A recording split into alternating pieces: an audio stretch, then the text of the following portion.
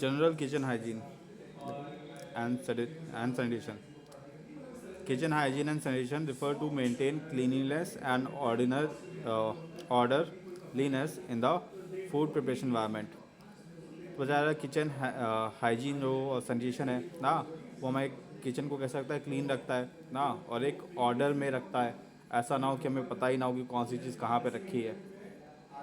A clean kitchen prevents cross contamination, यानी कि पहली बात तो कंटामिनेशन बनाता है, बाहर के पार्टिकल्स, एयर पार्टिकल्स, डस्ट, इन सब से बचाता है। डिस्करेज पेस्ट, साथ ही साथ जो पेस्ट लग जाते हैं ना, कीड़े मकोड़े या फिर होते हैं रोडेंट्स आ जाते हैं, चूहे आ जाते हैं, तो उन सब से बचाने के लिए हेल्प करता है। And ensures that food is safe for consumption, और साथ ही साथ ये भी है कि जो हमारा फूड है वो सेफ़ है। ठीक है, ऐसा ना हो कि उसमें चूहे ने काटा हुआ हो या फिर ऐसा कुछ हो जाए ना, तो वो हम जो कंज्यूम करेंगे वो सेफ़ चीज़ कंज्यूम करेंगे। Since food is highly perishable, kitchen must follow strict cleaning and sanitation procedures.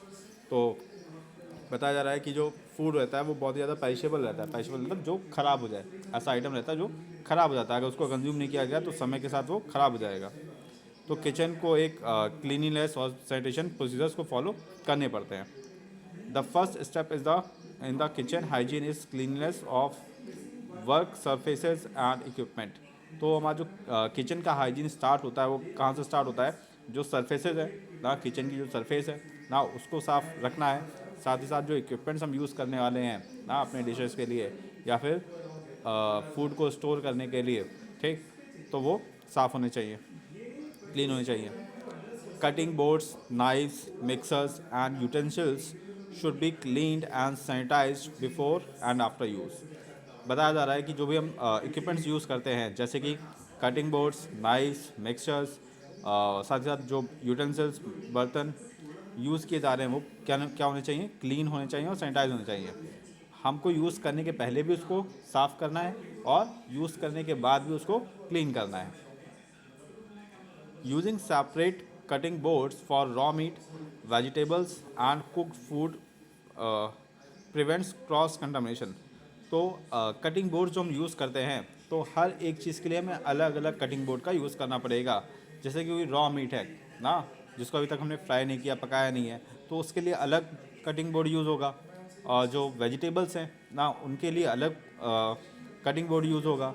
साथ ही साथ जो कुक्ड फूड है उसके लिए अगर हमको कटिंग बोर्ड यूज़ करना है तो उसके लिए अलग यूज़ होगा, ठीक, जिससे कि क्या हो, क्रॉस कंटामिनेशन ना हो ना, उसके डस्ट पार्टिकल्स इस पर ना आ जाए, इसके डस्ट पार्टिकल्स उसमें ना आ जाए, तो वो टेस्ट भी चला जाएगा पहली बात तो, और कहीं ना कहीं कंटामिनेट भी हो जाएंगी चीज़ें।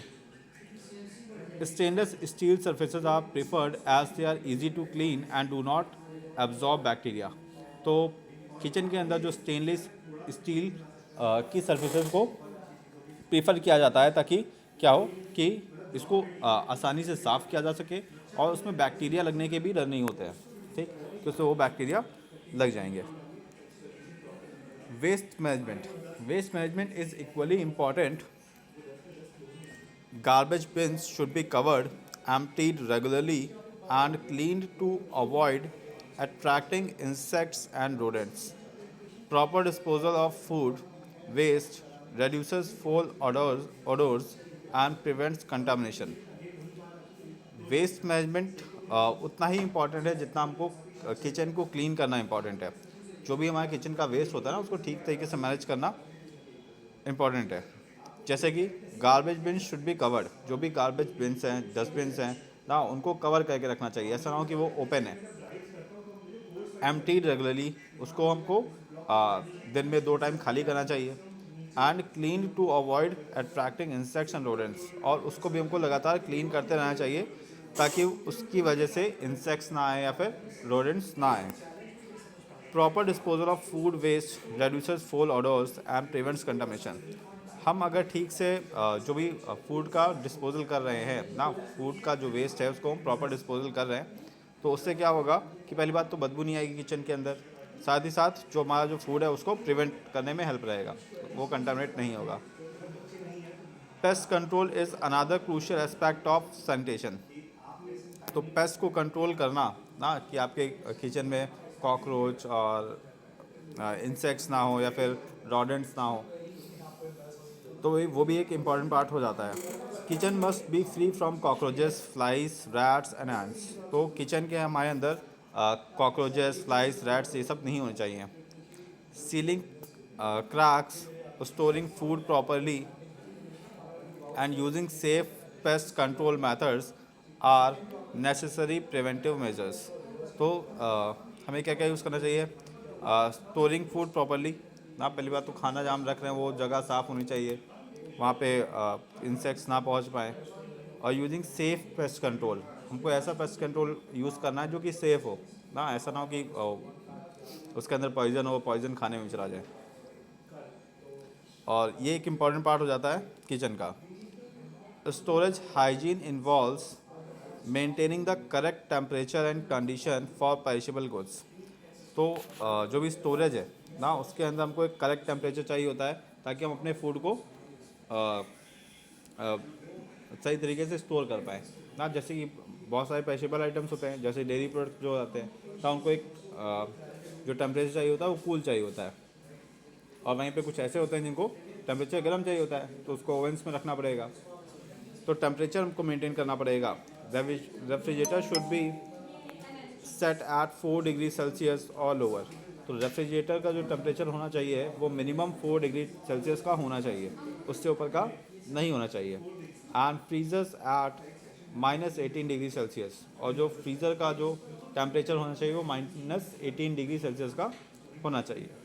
Dry goods must be stored in air tight containers away from moisture. तो जो ड्राई गुड्स हैं ना, जिनको अभी हमको यूज़ नहीं करना है, तुमको कहाँ उसको रखना चाहिए? एयर टाइट कंटेनर्स में रखना चाहिए, वरना उनमें मॉइस्चर आ जाता है। FIFO, first in first out method should be followed, minimize spoilage. तो फर्स्ट इन फर्स्ट आउट का मतलब है जो चीज़ पहले की रखी हुई है हमको पहले उसको यूज़ करना है, ठीक। जो भी न्यू आई है उसको हम बाद में यूज़ करेंगे, जो पहले का रखा हुआ है हमको उसको यूज़ करना है, ठीक। वरना ऐसे चीज़ें बहुत ख़राब हो जाएंगी। क्यों? क्योंकि जो सामने दिखेगा हम वो यूज़ करते जाएंगे और जो पीछे हैं वो वाली सारी चीज़ें ख़राब होती जाएंगी। Water and ventilation also plays a vital role. तो पानी और साथ ही साथ वेंटिलेशन होना चाहिए किचन के अंदर, वो भी एक इम्पॉर्टेंट रोल प्ले करते हैं किचन में। Only portable water should be use in cooking. तो पोर्टेबल वाटर ही कोई इनको यूज़ करना है। ड्रिंकिंग वाटर जो होता है ना, वैसा मतलब उसको नॉर्मल वाटर होना चाहिए। Proper ventilation reduces smoke, steam and odour. और साथ ही साथ प्रॉपर वेंटिलेशन होना चाहिए, जिससे कि क्या होगा, स्मोक नहीं होगा किचन के अंदर ज़्यादा, स्टीम नहीं बनेगा और ना ही उसमें बदबू आएगी। Ensuring a healthy environment for food handlers. तो इससे क्या रहेगा, जो फूड हैंडलर्स हैं वो भी एक हेल्दी इन्वायरमेंट पे रह पाएंगे, वो भी जल्दी से फिर बीमार नहीं होंगे, ऐसा कुछ नहीं होगा। Regularly cleaning schedules must be implemented, covering floors, walls, drains and ceilings. तो रेगुलरली बेस पे हमको क्या करना है, ये सारे शेड्यूल्स को इम्प्लीमेंट करना है। Floor covering floors, walls, drains and ceilings, तो इन सबको हमको कवर करना है। Sanitising should solutions such as chlorine based disinfection should be used where appropriate. और साथ ही साथ हमको सैनिटाइजेशन करते रहना है। किस चीज़ से सैनिटाइजेशन करना है? क्लोरीन बेस्ड डिसइंफेक्शन से, जिससे कि वहाँ पे रोडेंट्स और इन सब से बचाया जा सके। Maintaining kitchen hygiene ensures food safety, compliance with legal standards and customer satisfaction. तो अगर हम किचन में एक हाइजीन और फूड सेफ्टी बना के रखेंगे तो पहली बात तो हम जो लीगल स्टैंडर्ड्स हैं हम उनको मीट कर पाएंगे, क्योंकि बहुत सारे फसाई ने रूल्स बना के रखे हुए हैं कि जहाँ पे भी आप फूड बना रहे हो या फिर फूड को स्टोर कर रहे हो तो उसके लिए अलग अलग लॉ में लिखा गया है, ठीक है, कि आपके पास ये चीज़ें होनी चाहिए और इसको इस तरीके से हैंडल करना है। और साथ ही साथ क्या होगा कि कस्टमर का सेटिस्फैक्शन रेट भी बढ़ेगा अगर आपका फूड हाइजीनिक है तो।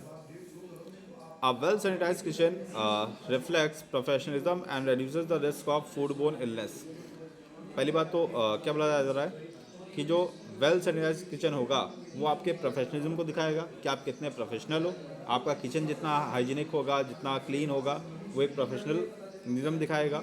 साथ ही साथ आपके रिस्क को भी कम करेगा जो फूड बोर्न डिजीज़ होती हैं ना, फूड पॉइजनिंग हो जाती है तो क्यों होती है, क्योंकि वहाँ पे क्लीनलीनेस नहीं होती है या फिर कंटामिनेटेड चीज़ें होती हैं। नेक्स्ट है HACCP, Hazard Analysis and Critical Control Points. HACCP is a systematic preventive approach to food safety that identifies, evaluates, and control hazards in the food production process. तो HACCP क्या है, एक सिस्टमैटिक तरीका है जिससे हम अपने फूड को सेफ कर पाते हैं। इसमें क्या क्या प्रोसेस में इन्वॉल्व रहता है? इट आइडेंटिफाइज, इवैल्यूएट्स, पहले तो आइडेंटिफाई करेगा, इवैल्यूएट करेगा, चेक करेगा एक बार, और साथ ही साथ हाजार्ड्स को कंट्रोल करेगा। किसके रिलेटेड? फूड प्रोडक्शन के related. Unlike traditional inspection method that focus on and product testing, एक तो पहले का हम लोग मेथड यूज़ करते थे जो ट्रेडिशनल मेथड है कि हम लोग फूड को टेस्ट कर लेते थे। अगर फूड टेस्ट है तो मतलब कि किचन भी सही होगा या फिर जो फूड का प्रोसेस रहा होगा वो सही रहा होगा। लेकिन अब ये सब नई चीज़ें यूज़ होती हैं, अब हम लोग HACCP का यूज़ करते हैं। It emphasises preventing hazards during food handling and preparation. तो ये क्या करता है, कहीं ना कहीं फूड हैंडलिंग में ईजी रहता है, hazards को बचाता है। The system was the first developed by NASA and food scientists to ensure safe food for astronauts. तो ये सिस्टम जो सबसे पहले यूज़ किया गया था वो नासा के थ्रू यूज़ किया गया था, नासा के थ्रू यूज़ किया था या फिर फूड साइंटिस्ट ने यूज़ किया था। किस लिए? जो भी एस्ट्रोनॉट्स जाते थे स्पेस पे उनके लिए। Today it is a global standard for food safety and management. लेकिन आज के टाइम पे ये ग्लोबल स्टैंडर्ड बन चुका है फूड सेफ्टी मैनेजमेंट के लिए। HACCP works by analyzing potential hazards that may occur in food production. तो HACCP जो है वो एनालाइज करता है कि क्या क्या फूड प्रोडक्शन में hazards आ सकते हैं, इंक्लूडिंग बायोलॉजिकल जैसे बहुत सारे बैक्टीरिया, वायरसेस, पैरासाइट्स, ये सब डेवलप हो जाते हैं।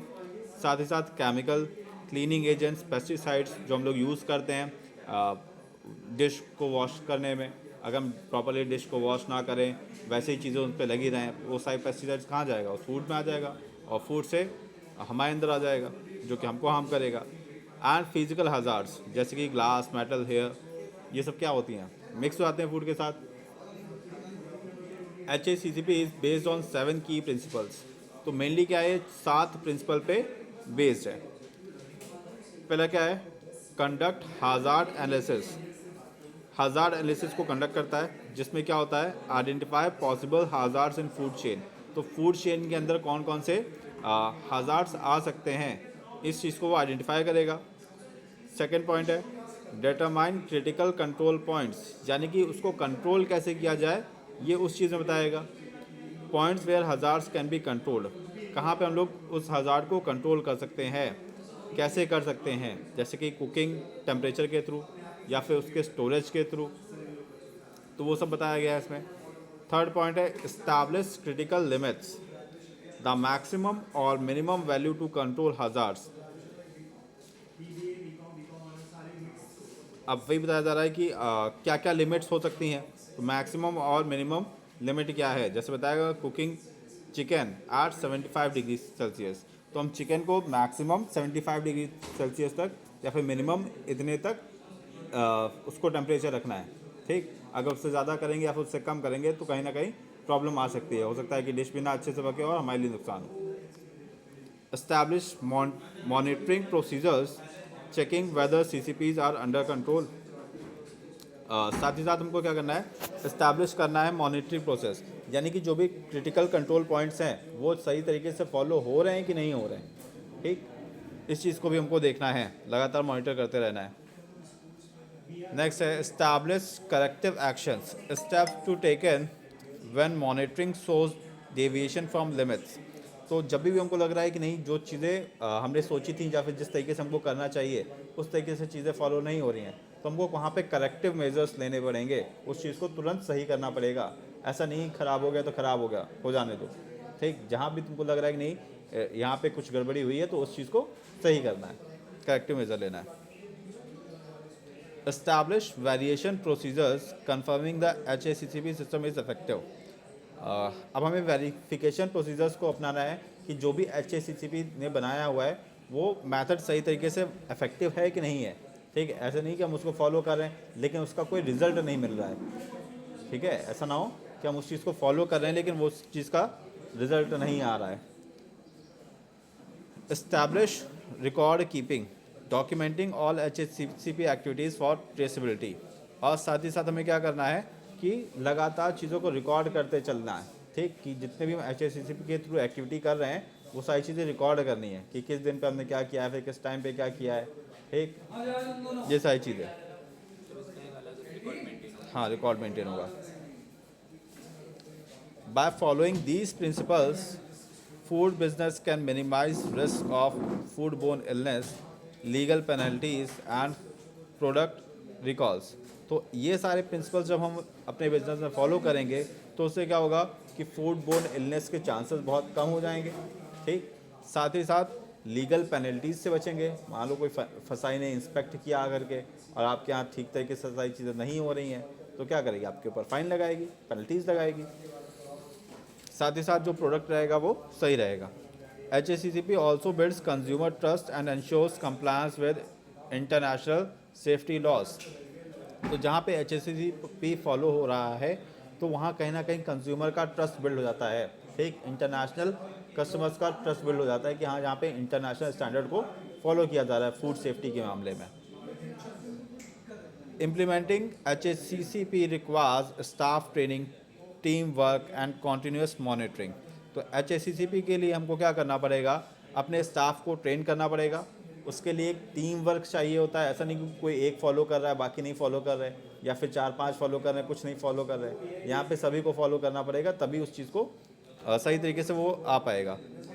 एंड कॉन्टीन्यूस मॉनिटरिंग, साथ ही साथ हमको मॉनिटर करते हुए चलना है कि जो चीज़ हमने स्टैंडर्ड रखे हैं वो चीज़ें फॉलो हो रही हैं कि नहीं हो रही हैं। It's shift focus from reacting to problems to preventing them. अब हम प्रॉब्लम्स को रिएक्ट करने से बढ़िया है कि हम उसको प्रिवेंट कर लें। मतलब कि प्रॉब्लम आ जाए तब हम उसका सॉल्यूशन ढूंढें, उससे बढ़िया है कि प्रॉब्लम आने ही मत दो, प्रॉब्लम को रोक दो, प्रिवेंट कर लो। Make it the backbone of modern food safety. तो ये मॉडर्न फूड सेफ्टी के लिए एकदम बैकबोन के तरीके वर्क करती है। चलो इतना भी पहले रीड कर लो।